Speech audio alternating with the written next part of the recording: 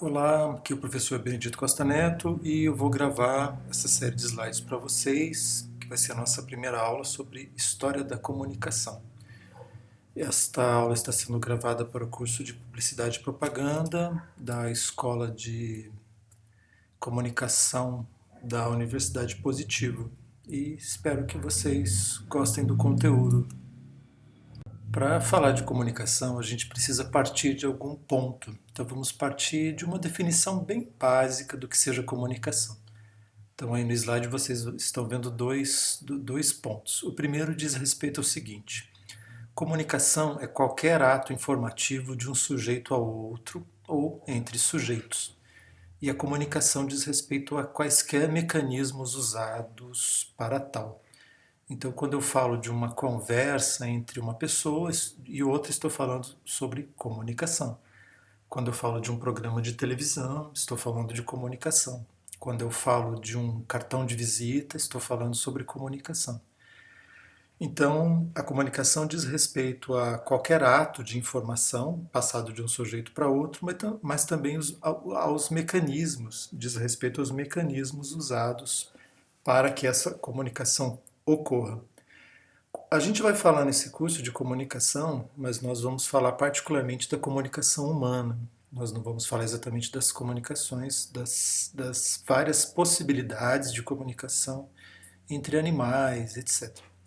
Então, no próximo slide, eu já vou fazer uma lista para vocês de alguns aspectos da comunicação que vão nos interessar mais que outros nessa disciplina de História da Comunicação.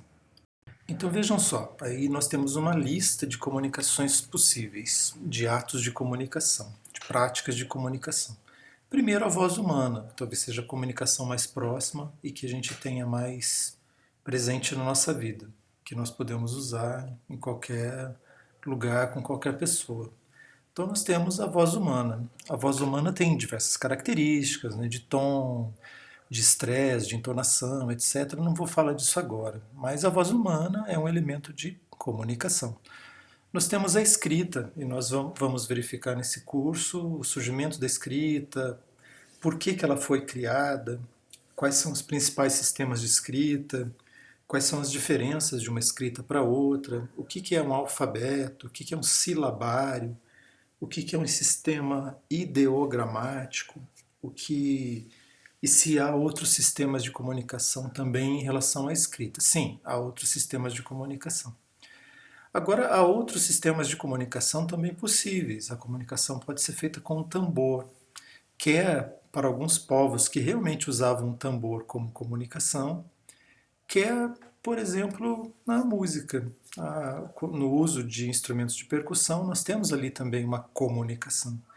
A comunicação já foi feita por sinais de fumaça, então em alguns povos, quando havia perigo, quando havia o perigo de uma invasão, eles acendiam uma pira e essa pira de fogo, né, indicava a proximidade, por exemplo, de um inimigo. Isso foi muito usado na China. Nós temos também outros tipos de sinalização de fumaça, por exemplo, algumas tribos indígenas americanas usavam fumaça mesmo como se fosse um código Morse.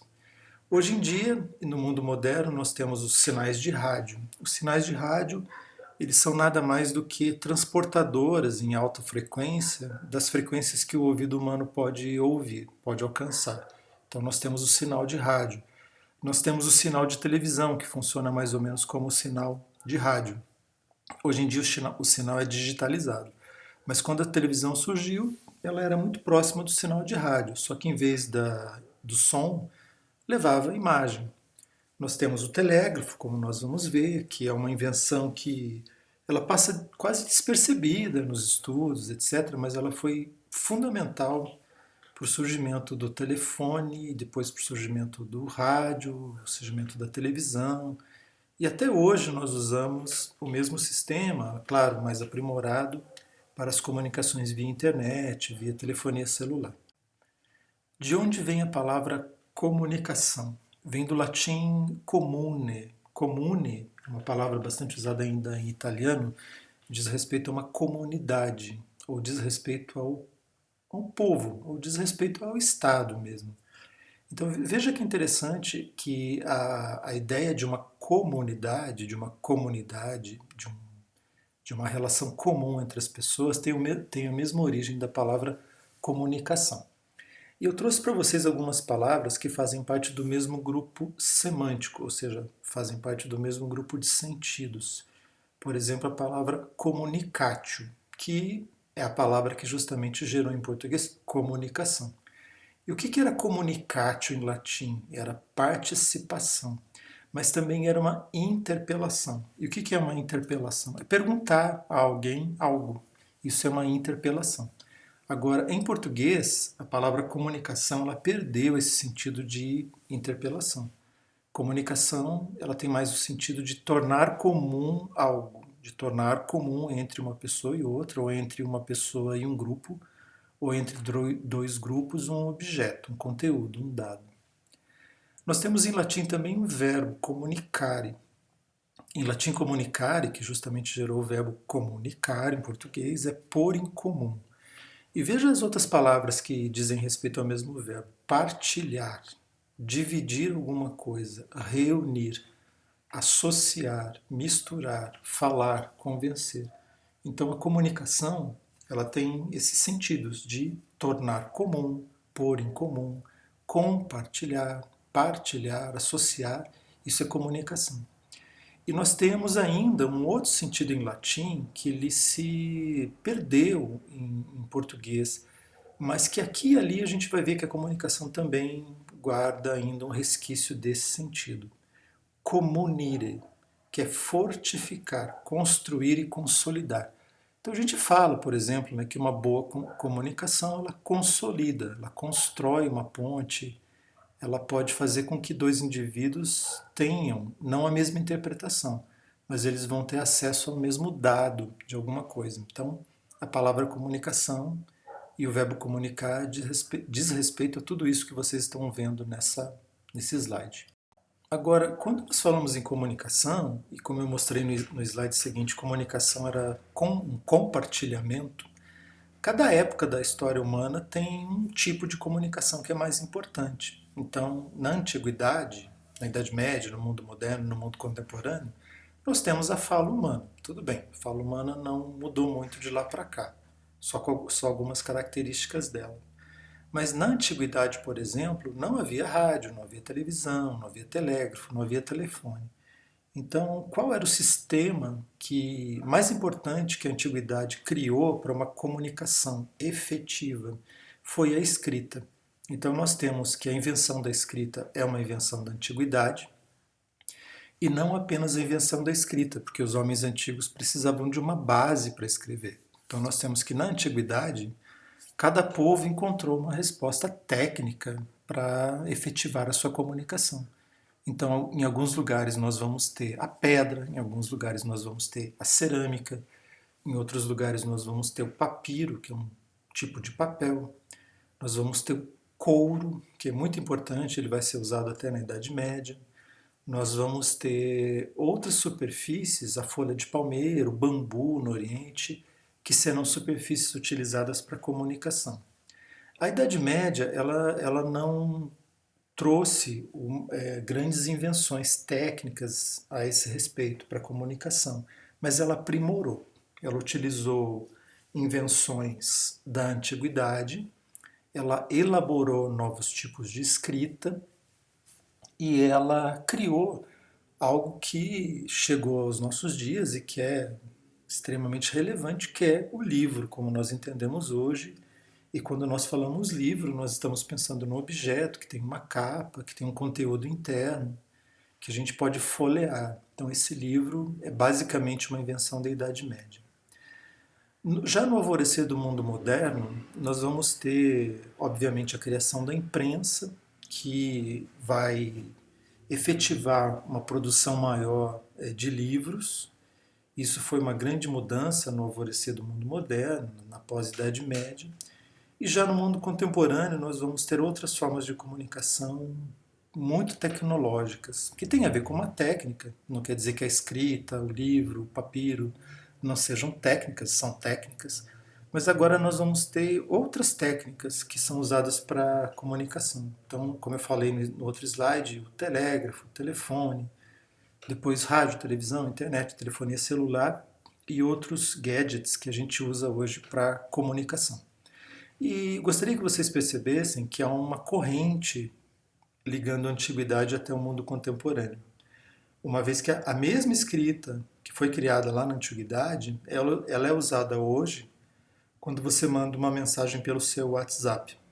Então é interessante verificar que uma invenção da antiguidade ela foi sendo elaborada e reelaborada de modo a gente chegar hoje a essa comunicação que nós temos, que é mandada por alta frequência, via aérea, até chegar numa célula, numa antena e até você conseguir baixar no seu telefone. Isso aí eu vou explicar nas próximas aulas, já mais para o fim do semestre.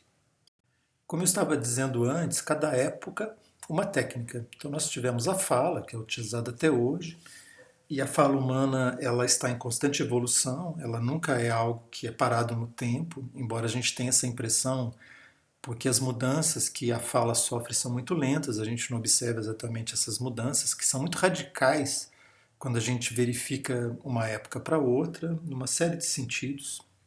Nós temos a escrita, como eu falei, que é uma invenção da antiguidade, mas nós temos também outras formas de comunicação. Por exemplo, as cores, a música, os símbolos e outros elementos que também nós usamos para comunicação. Então, quando nós falamos em comunicação, a gente não pode pensar apenas na fala humana e também nas gramáticas, nas formas de escrita, nos dicionários, nos livros, porque há muitos outros elementos que são extremamente importantes no mundo da publicidade e da propaganda, principalmente cor, forma, design, e tudo isso vocês vão ver nessa disciplina e em outras também. Hoje nós temos elementos técnicos, como eu falei, que são diferentes daquelas técnicas da antiguidade. Nós temos elementos mecânicos. Estou conversando com vocês e olhando para um elemento mecânico aqui, que é o teclado do meu computador, que é um elemento mecânico. Nós temos elementos elétricos, que vão utilizar a base mais comum, mais simplinha da física contemporânea moderna, que é a lei de Ohm, que vocês devem ter visto no seu colégio. E nós hoje temos elementos eletrônicos também, que vêm lá do mundo da elétrica e são elementos reelaborados para uma eletrônica. E hoje nós temos elementos eletroeletrônicos, nós temos uma mistura de elementos mecânicos com elétricos, com eletrônicos, etc. A gente fala em mundo digital, mas sem o mundo mecânico ele não funcionaria exatamente. E hoje, evidentemente, há pesquisas para outros tipos de comunicação que elas são tão modernas que elas ainda não chegaram ao mercado. Então, aqui e ali eu vou falar de algumas formas futuras que talvez no futuro elas sejam usadas também como forma de comunicação. Por hora é o que nós temos. Ainda antes da invenção da escrita, nós tínhamos, obviamente, a tradição oral, a tradição que nós falamos da oralidade. Então, as pessoas de uma comunidade tinham apenas a oralidade para comunicação. E as informações ditas no cotidiano, seus saberes, eles acabavam se perdendo. Nós temos muitas histórias da antiguidade que vieram através de uma tradição oral, mas grande parte se perdeu.